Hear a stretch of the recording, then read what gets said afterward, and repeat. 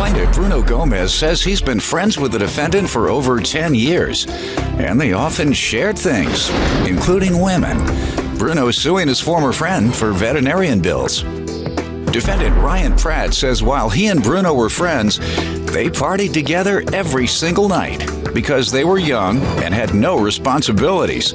Ryan does not believe he owes for all the veterinarian bills. Tell me what happened. Let me start by saying this. Ryan and I have been friends for over 10 years.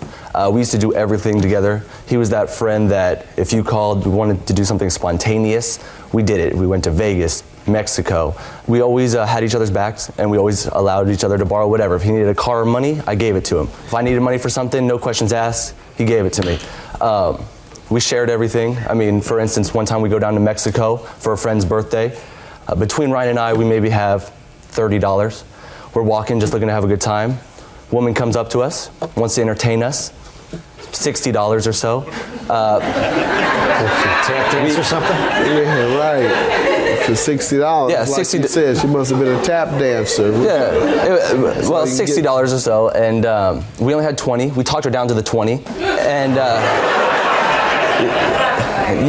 you know what they say, it ain't no fun if the homies can't have none, so, you know, we shared that.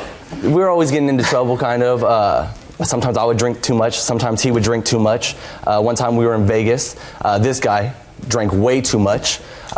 He started doing handstand push-ups, attempted handstand push-ups in a fountain, because his head was hot. In a fountain? In a fountain, in a hotel.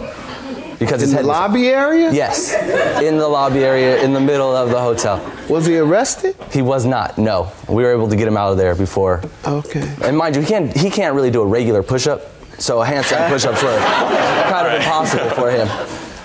And all he could talk about is like, I'm so hot, I gotta do something, I gotta get in a pool. So eventually we take him to a pool, not our pool, but we went 2 hotels down. He was drunk, we put a bottle of tequila in his pocket just so if he ever woke up, he wasn't thirsty, and we left him there. He burned himself and came back, vacation was over. You all ever do any work? No.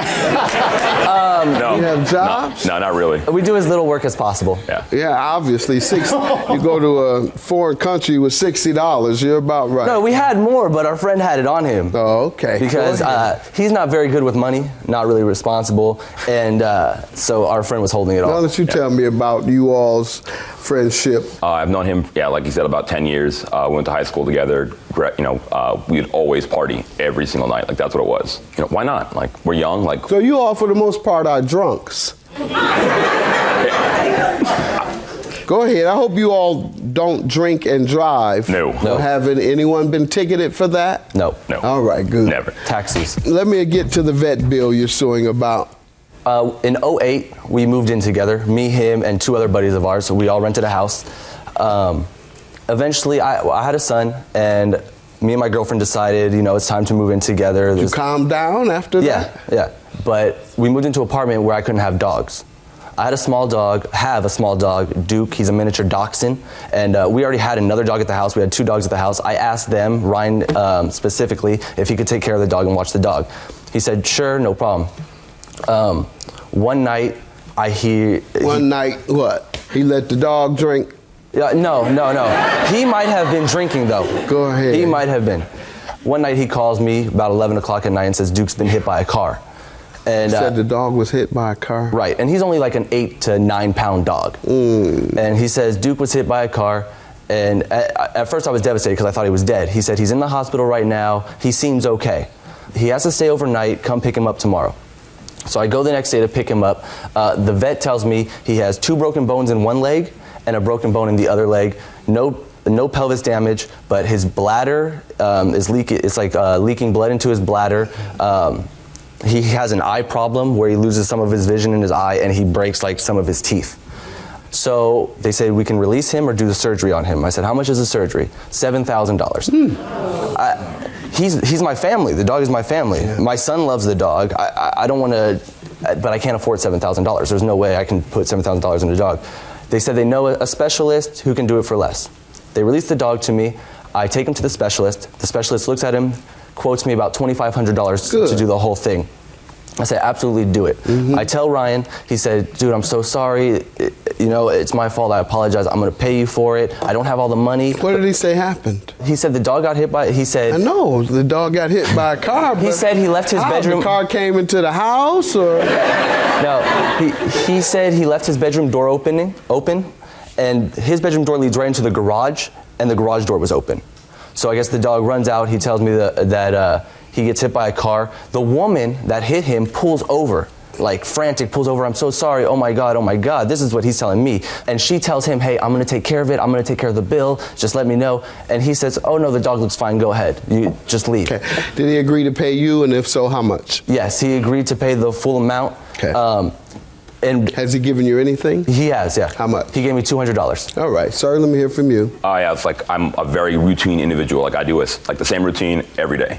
I would smoke, like I used to smoke cigarettes, and when I would wake up every morning, I would open the door to the garage and to my bedroom, and I would open both doors because it would go straight out and kind of form like a little hallway. And I had a fan that I would put out there to, blow the air out. Smoke my cigarette, turn the shower on, go in the shower, and then that's when the dog got hit, was when I was in the shower. I got out of the shower, went to the couch, to sit in the living room, and I see a Prius in front of her house. And there's this girl crying, holding this little miniature keychain dog thing that this guy has. Dog thing? Yeah, it's like this big. Go ahead. I go out there and she's freaking out, and the dog Duke is sitting in her lap, like just looking up at her, like wagging his tail. Like, I'm like, it's fine, don't worry about it. Like, there's no way anything's bad. Like, a dog cannot look that happy and be in pain. Did you ever agree to pay him for it? I did, but I didn't say I was going to pay the full. I told him that I would help, like with the X-rays. I'm like, I will pay for that, but you got to come. Specify what you would pay for. You said I will pay for the X-ray. What I did was I told him that I would pay for it. Don't worry about it. Pay for what? I was kind of vague. If the dog is hurt, was the dog bleeding? No, Was the dog hurt? It didn't seem like the dog was hurt until. Okay, so the woman, what did you think she was holding the dog in her hand, crying about? You had no idea? Because she had said that she just hit the dog. Did you know? Right, and yeah. Did you believe she had just hit the dog? It didn't look like it. I would have never guessed that she had hit the dog. I didn't ask you whether it looked like it. Did you believe she had hit the dog? At first, no. I didn't. Okay, you thought she was lying? And I think you're lying. Judgment for the plaintiff. I don't believe what he's saying. I am convinced that he agreed to pay for it all. But at the very least, he's also negligent. He said every day he left the garage open and he left his door open every day. So with that knowledge, you should have known I need to close the door or put the dog in an area where the dog can't escape, so you were negligent in that sense. Judgment for the plaintiff. Have a good day. Thank you.